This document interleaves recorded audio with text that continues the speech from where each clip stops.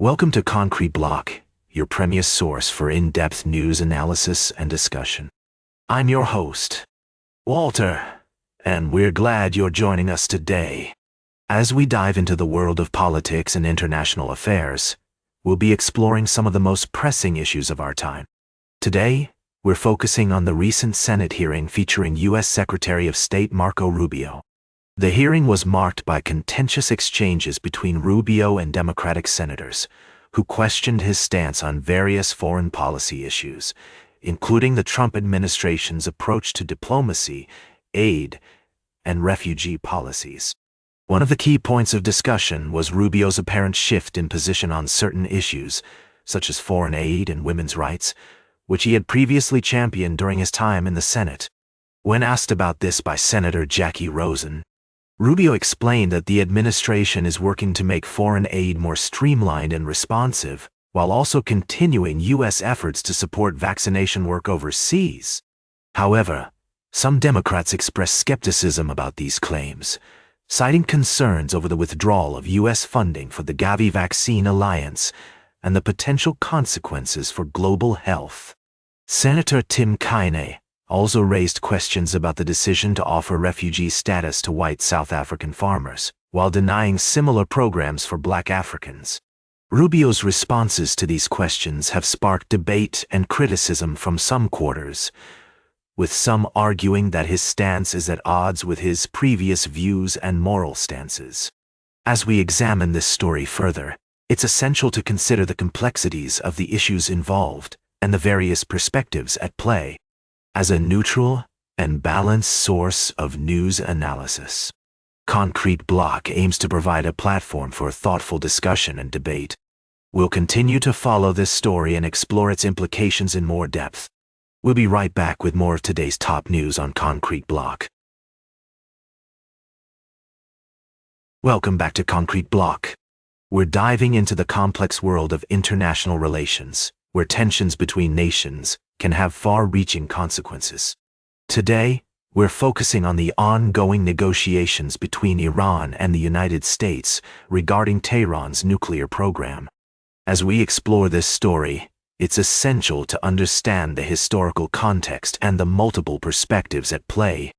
The Joint Comprehensive Plan of Action, or JCPO, was a landmark agreement reached in 2015 between Iran, the U.S., and several other countries.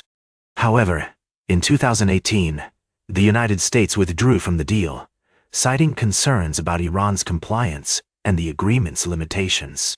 Since then, tensions have escalated, with Iran resuming its nuclear activities and the international community imposing stringent sanctions.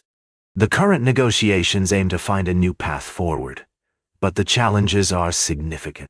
The U.S. is pushing for a more comprehensive deal that addresses not only Iran's nuclear program, but also its ballistic missile development and regional influence. Meanwhile, Iran is seeking relief from crippling economic sanctions and wants to maintain some level of nuclear capability for energy and medical purposes.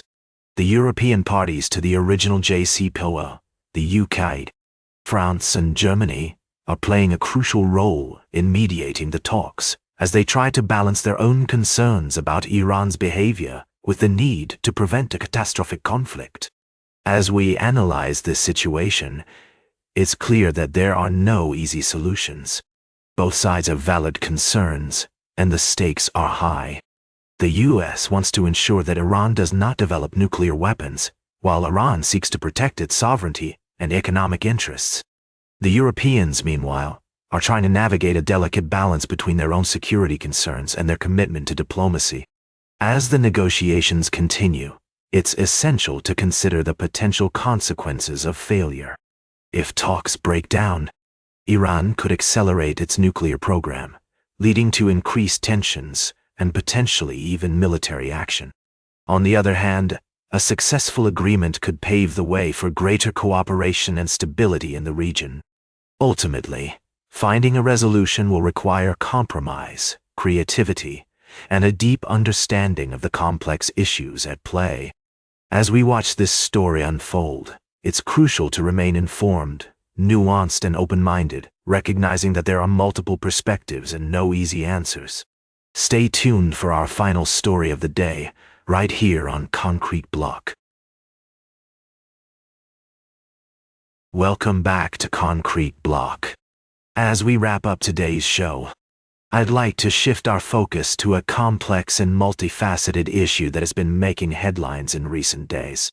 The United States' decision to lift sanctions against Syria has sparked a mix of reactions, ranging from cautious optimism to concerns about the potential consequences. To provide some context, the U.S. government has been imposing sanctions on Syria for several years, citing human rights abuses and other issues. However, with the recent change in administration, there appears to be a shift in policy, and the lifting of sanctions is being seen as a significant development. Now, I know some of our listeners might be thinking, but what about the foreign fighters in Syria? Don't they pose a threat to regional stability? And that's a valid concern. The presence of foreign fighters in Syria is indeed a complex issue, with some arguing that they could potentially destabilize the region if not handled properly. However, it's also important to consider the perspective of those who argue that integrating these foreign fighters into Syrian society could be a viable solution.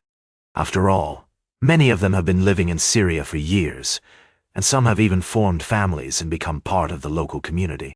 According to experts like Aaron Zelen, a senior fellow at the Washington Institute, the threat posed by foreign fighters in Syria might be overstated.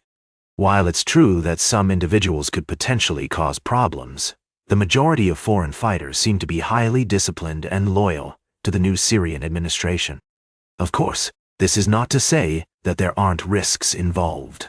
As Mohammed Salih, a senior fellow with the Foreign Policy Research Institute, has pointed out, hardline elements within AIDailyPress could break away and defect to other extremist groups if they feel that the organization is becoming too moderate. Ultimately, the situation in Syria is complex and multifaceted, and there are no easy answers.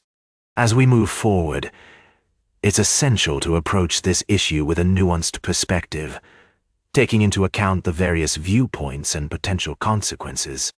That's all for today's Concrete Block. Remember to like, share, and subscribe, and until next time, stay informed.